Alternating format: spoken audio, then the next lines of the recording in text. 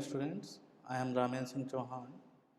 We are going to study today's topic van der Waals London interaction. Van der Waals London interaction, in molecular physics, the van der Waals force named after Dutch scientist Johannes Diederik van der Waals is a distance dependent interaction between atoms or molecules. That is, the van der Waals London interaction or the van der Waals force is a distance dependent interaction between atoms or molecules. We know that the basic forces which exist in nature are electromagnetic forces, gravitational forces, nuclear forces, and when all these three forces are not existing, in some cases, then the fourth type of force, that is van der Waals London interaction or van der Waals force, exists there. So, what we can say, if no other force is present, the distance between atoms at which the force becomes repulsive rather than attractive as the atoms approach one another is called the van der Waals contact distance. This phenomenon results from the mutual repulsion between the atoms, that is electron clouds. The term van der Waals force is sometimes used loosely for all intermolecular forces. The term always includes the London dispersion force between instantaneously induced dipoles. So, here we can say that this van der Waals force results because of electron clouds. What are electron clouds? We know that in any atom there is a positively charged nucleus and electrons are revolving around that nucleus in their orbits. So, we can say that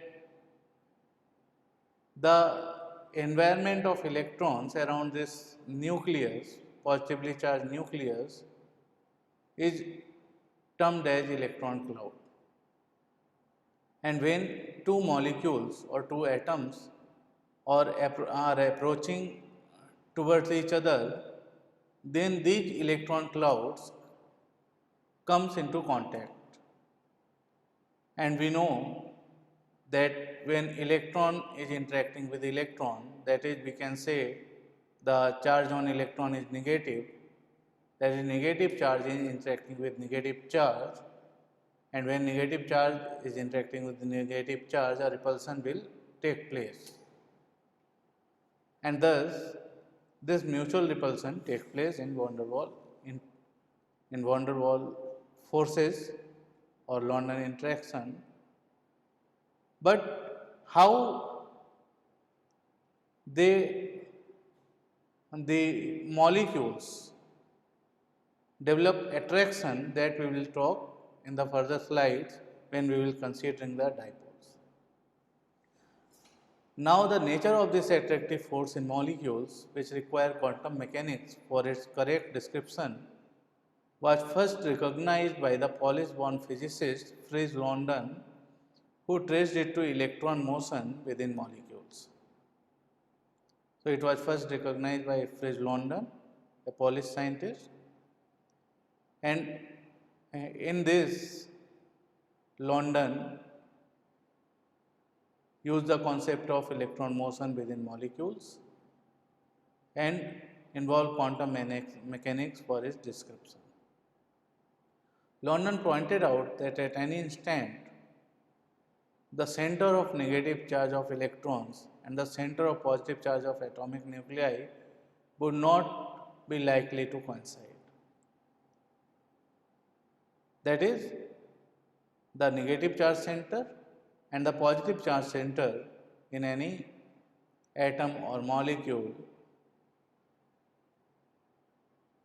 are not all the time likely to coincide.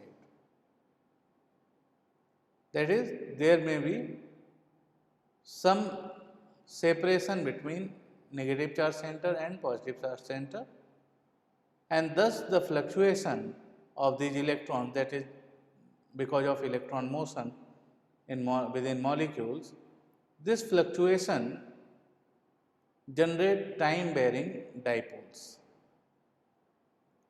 and because of these time varying dipoles, a polarization takes place, and such time varying dipoles or instantaneous dipoles are not able to orient or align themselves for the actual force of attraction, and they induce polarization in neighboring or adjacent molecules, resulting in attractive forces.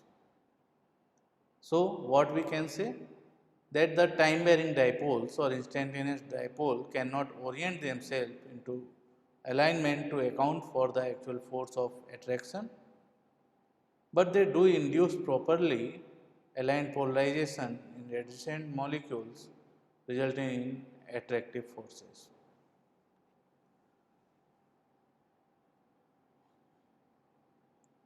So, these specific interactions or forces arising for electron fluctuations in molecules, which are called van der Waals London interaction, London forces or dispersion forces, are present even between permanently polar molecules and produce generally the largest of the three contributions to intermolecular forces.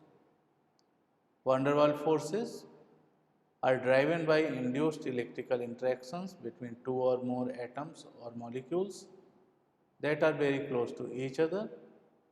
Van der Waals interaction is the weakest of all intermolecular attractions between molecules. However, with a lot of van der Waals forces interacting between two objects, the interaction can be very strong.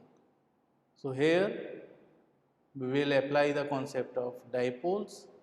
We will see van der Waals interaction. We know van der Waals interaction is weakest of all the forces which are existing in nature, and the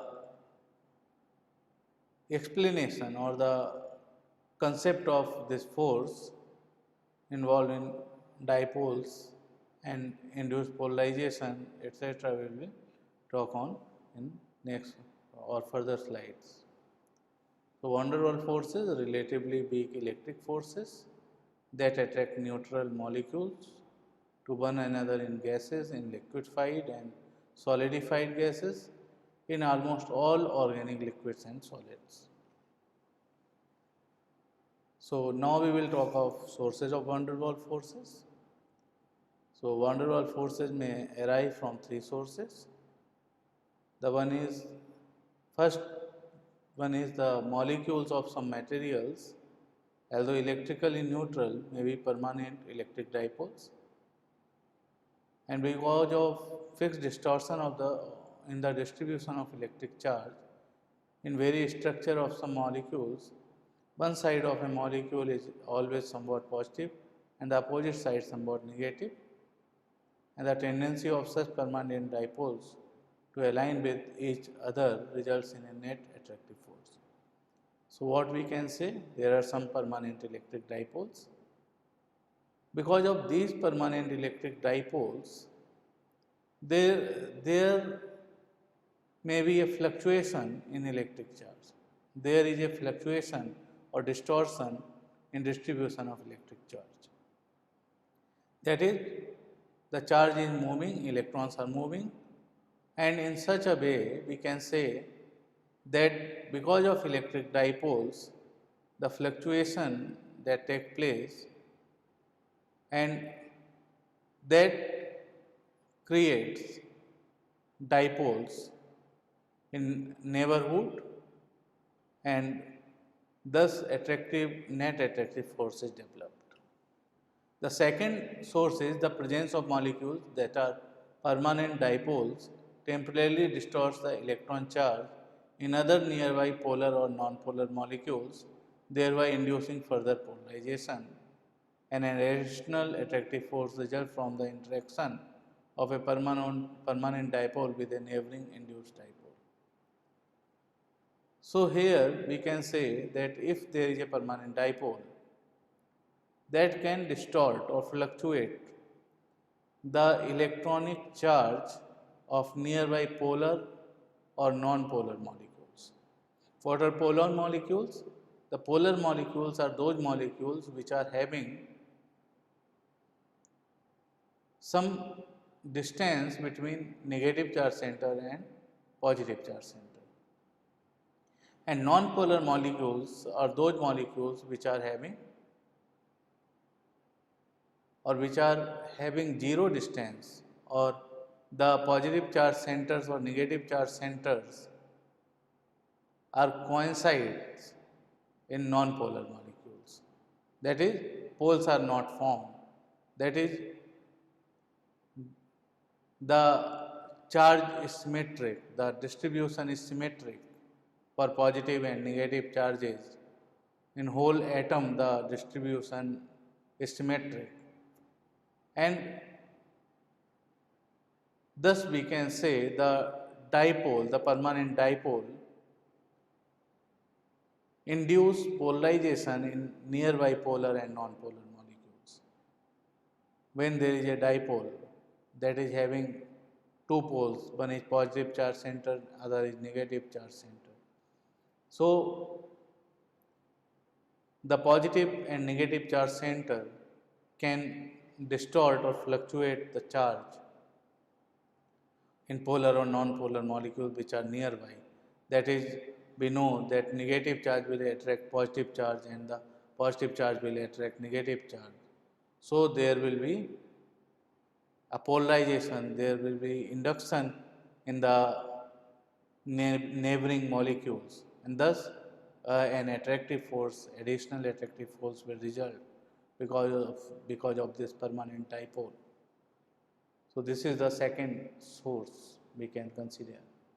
And the third one, in case of noble gases like argon or organic liquid like benzene, where there is no permanent dipoles, a force of attraction exists between the molecules and accounting for condensing to the liquid state at sufficiently low temperatures. So in such cases where no permanent dipoles are existing, but condensation occur in case of noble gas of argon, organic liquid benzene, and this can be this can be source for van der Waals forces, that condensing in the liquid state at low temperatures. Now we will talk of the causes. When we are talking of causes of van der Waals forces, so the causes, or for understanding the causes, we will take use of quantum mechanics. In quantum mechanics, we know Heisenberg uncertainty principle, and according to Heisenberg uncertainty principle, what it proposes that energy of the electron is never zero. That is, electron will be constantly moving in the orbit. The second concept of quantum mechanics that we can use, that is Schrodinger equation for a particle in a box, suggests that it is probable of finding the electrons anywhere in the orbital of the atom. That is,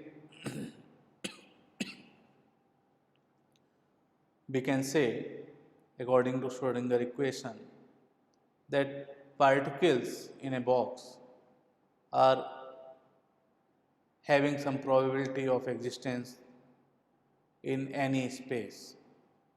So, combining these two aspects of quantum mechanics that suggest that electrons are constantly moving in an atom, and so dipoles are probable of occurring. That is what we can say, that this continuous motion of electrons inside atoms is giving or is tending towards probability of occurrence of dipoles. And what is a dipole? A dipole is defined as molecules or atoms with equal and opposite electrical charges separated by a small distance. So, we can say in dipole we are having one negative charge here, one positive charge here, and they are at some distance. So, this type of arrangement of electrical charges where the positive charge and negative charge which are equal and opposite, they are separated by some distance, that is giving a dipole. Hence, there are existence of two charge centers. So, here we can see spontaneous dipoles occurs, spontaneous or instantaneous we can say, that is because of continuous motion, constant motion of electrons, dipole is created. These groups of electrons are constantly moving, so they move from one end of the atom to the other and back again continuously. Therefore, the opposite state is as probable of occurring. Here we can see that this is an atom. In this atom, this red square is showing electrons, and since electrons are constantly moving, we can say some part is here,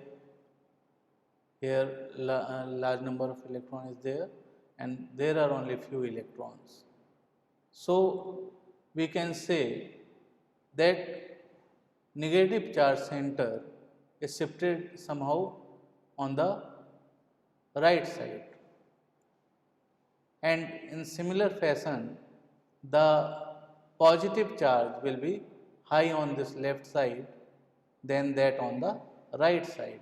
So, we can say that a positive charge center shifts towards left and negative charge center shifts towards right, and thus the negative and positive charge centers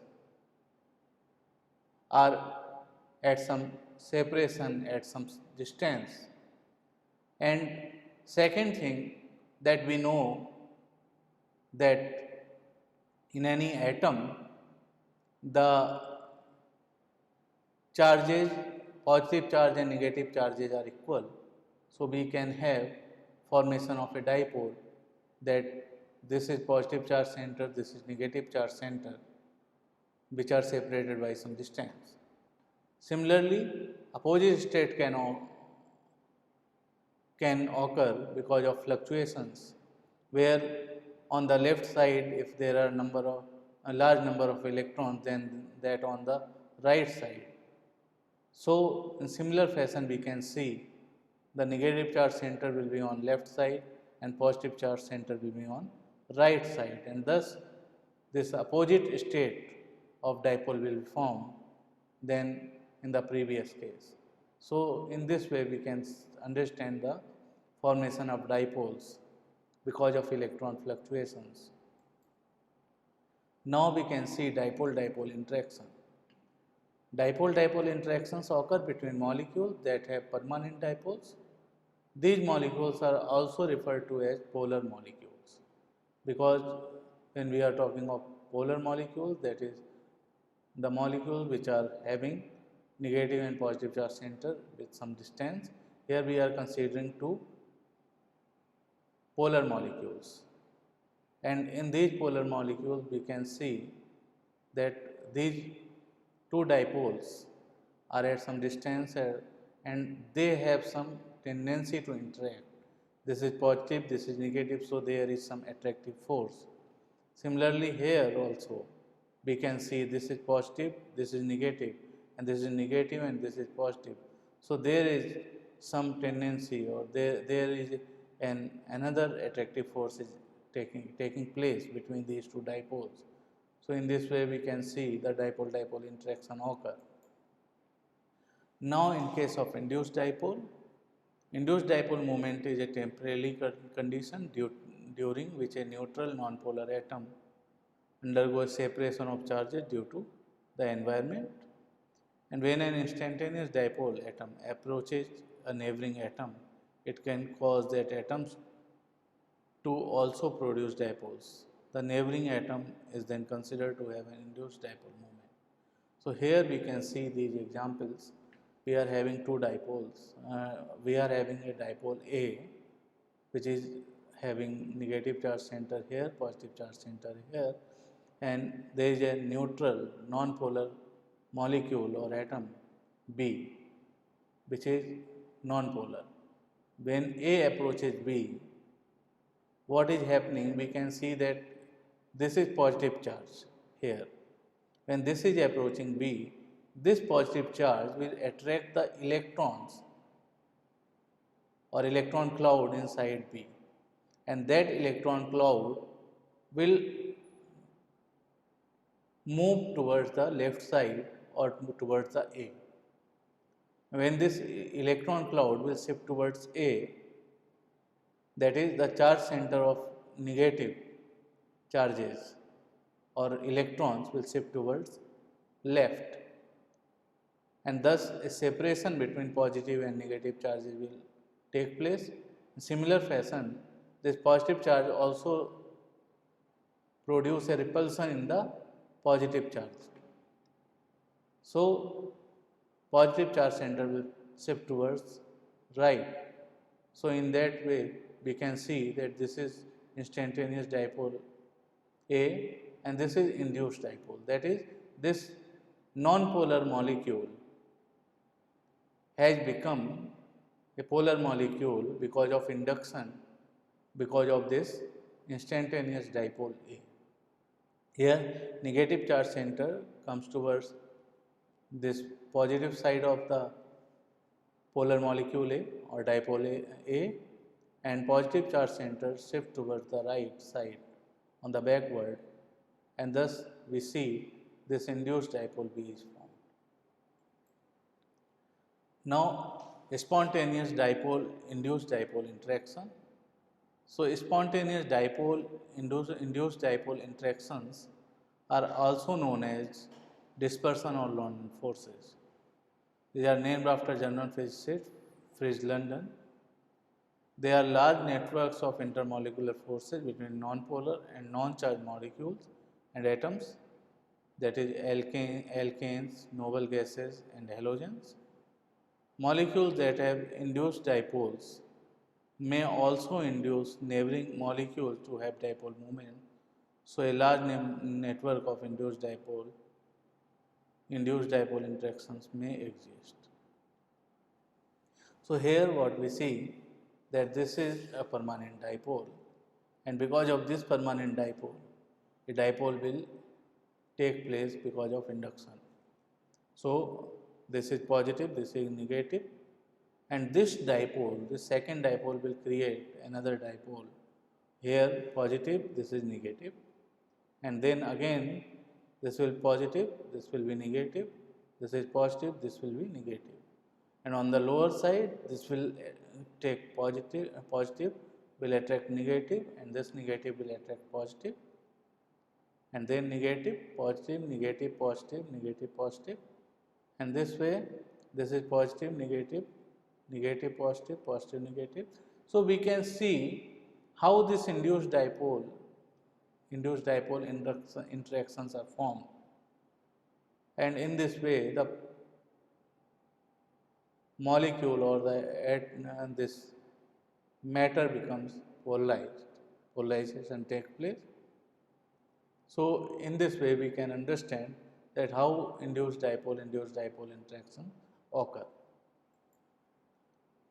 Now, London dispersion forces, which are also known as dispersion forces, London forces, instantaneous dipole induced dipole forces, or van der Waals forces, are a type of force acting between atoms and molecules.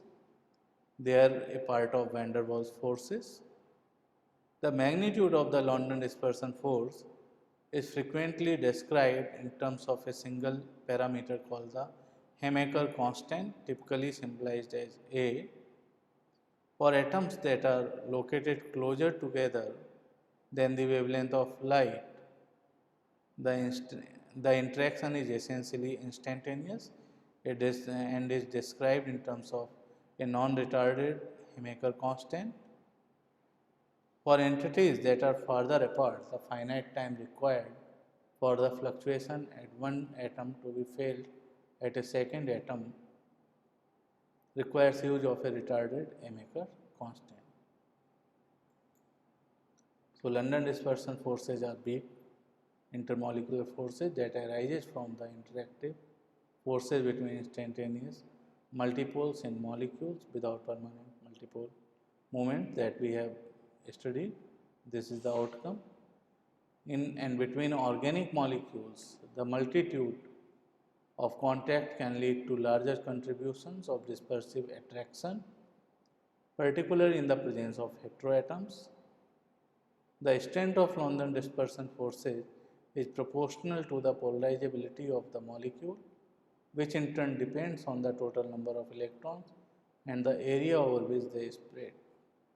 So, we can say that strength of this force is proportional to polarizability of the molecule. What is polarizability? That is tendency of a molecule to get polarized. That is tendency of a molecule to produce or to go to a state of polarization where positive charge center and negative charge center get separated, which in turn depends on total number of electrons and the area over which they are spread. So, which ultimately can be dependent on number of electrons and area of a spread. Next topic we will cover in next class. Thank you.